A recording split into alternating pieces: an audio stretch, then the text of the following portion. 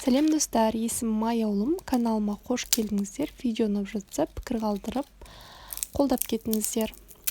Бүгін сіздерге үй жағдайында жасалатын чипсымен бөлісетін боламын. Дүкеннің чипсыларынан кем болмайтын чипсы. Сіздер де үйлеріңізде жасап көріңіздер.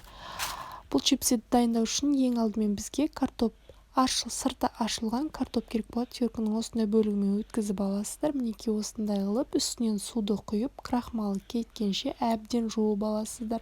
5-6 рет қайталап, крахмалдары кеткенше.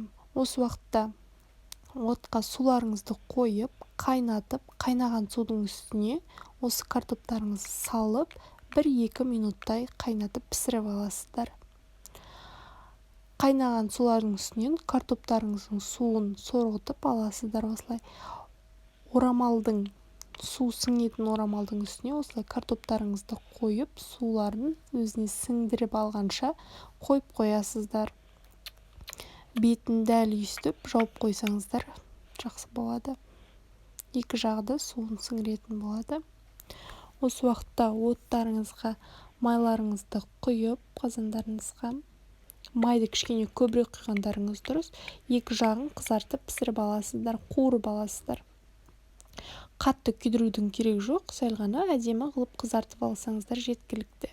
Барлығын сорғытып аласыздар.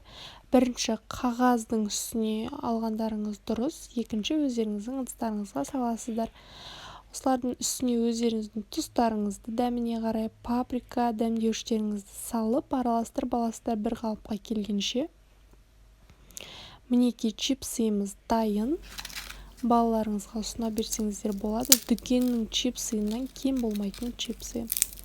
Сіздер де міндетті түрде балаларыңызға жасап көріңіздер. Сіздермен болған Аяулым. Каналыма тіркеліп, лайк басып, пікір қалдырып кетіңіздер.